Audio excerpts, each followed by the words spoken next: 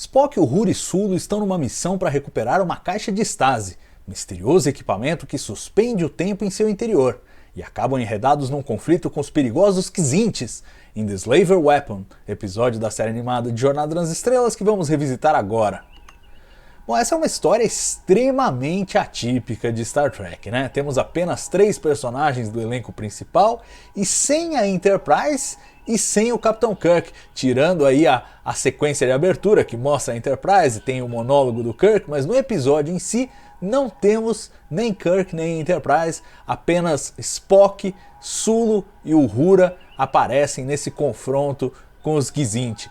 Por que esse episódio é tão singular, tão atípico? Bom, tem a ver com a origem dele, né? Um episódio baseado no conto The Soft Weapon, do Larry Niven, que era um escritor de ficção científica, e a DC Fontana, na melhor tradição da série clássica, foi buscar o Larry Niven como escritor de ficção científica para fazer um episódio da série animada. Ela curtia muito os textos dele, gostava muito da ficção que ele escrevia, procurou e fez de tudo para trazê-lo para a série. O Larry Niven gostou da ideia, ficou super animado de escrever para Star Trek, propôs 2 histórias, mas as histórias que ele propôs eram muito complicadas para a série, tinha elementos que seriam muito complicados de você usar numa animação infanto-juvenil. Então a sugestão que eles fizeram, inclusive numa reunião que tiveram na casa do Gene Roddenberry, estava ele, a DC Fontana e o Larry Niven, falaram: por que você não adapta o seu conto The Soft Weapon? Daria um bom episódio se você adaptar, e foi isso que o Larry Niven fez. Ele adaptou o conto dele praticamente ipsis literis, tudo que ele precisava era de uma nave auxiliar, né? E aí temos a Copernicus desenhada especificamente para esse episódio, um design bem bacana. E 3 personagens, ele tinha 3 personagens na história original, ele trocou por 3 outros personagens. O Spock, inclusive, entra no lugar de um pacifista herbívoro, né? Vegetariano, então cai bem aí com o personagem do Spock. A Uhura também tinha uma mulher na história, ela entrou, e o Sulu, que era o mais genérico de todos, entrou num dos outros, um dos outros personagens do conto original. Mas assim, ele meio que pegou pensando, o Larry Niven falou: deixa eu ver quem que eu posso tirar da Enterprise, que a Enterprise continua bem sem ele. E aí tirou o Sulu, botou o Sulu na história, e não tinha uma relação muito grande entre o personagem original do conto e o personagem do Sulu, mas encaixou bem. E é uma trama muito legal e acaba colocando os Kzintis aí como uma rara espécie alienígena no mundo da ficção científica, porque eles passaram a existir em 2 universos diferentes, né? Passou a fazer parte de Star Trek com esse episódio, e também faz parte do chamado Non Space, que é o universo criado pelo Larry Niven.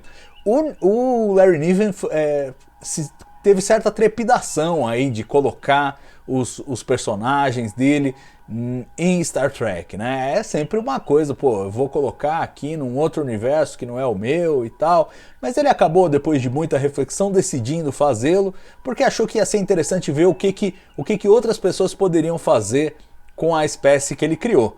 E assim foi feito, numa aventura que é bem interessante. A gente vê que ela é muito bem estruturada, e ela obviamente está focada muito mais no drama e nas possibilidades do que em grandes reflexões, mas ainda assim levanta essa questão das super armas, né, e do perigo das super armas, de você ter um desequilíbrio aí na balança de poder com uma espécie ou um país, digamos, né, ou um planeta com uma arma muito mais perigosa que os outros e tal. Então tem todo esse debate, inclusive remetendo a uma civilização que teria vivido 1 bilhão de anos atrás, que é sempre uma coisa legal de se ver, né? Os resquícios aí de uma era anterior da galáxia. Então a história é muito bacana, tem uma cara de sci-fi mesmo, e foi bem adaptada aqui. E a raça felina é felina como era no universo do Niven. A diferença é que eles deveriam ter listras, e a DC Fontana falou que não deu para fazer por questões técnicas e orçamentárias, ia sair muito caro, muito complicado fazer os Kzintis listrados, então eles não fizeram esse laranja aí, que estava no tom, mas ainda assim tinha uma certa controvérsia com os trajes e a nave dos Kzinti, essa cor de rosa aí, né?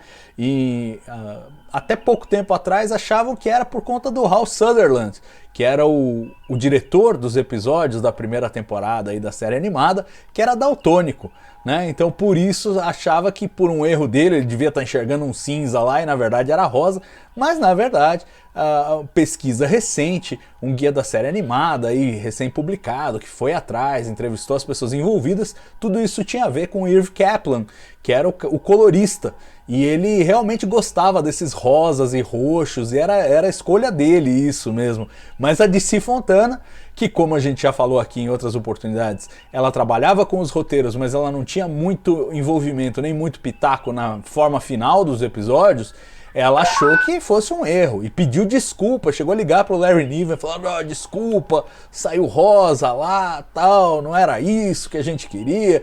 Mas o Larry Niven falou: não, tudo bem, eu botei um monte de laranjas e vermelhos, vegetação vermelha lá no planeta dos Kzinti, combina, e tudo bem, ficou bom lá o rosa, ele não se incomodou não. E esse episódio, que apesar de não ter muitos personagens aí do elenco regular, tem o James Doohan, não como Scott, mas ele faz todos os Kzintis que aparecem neste episódio.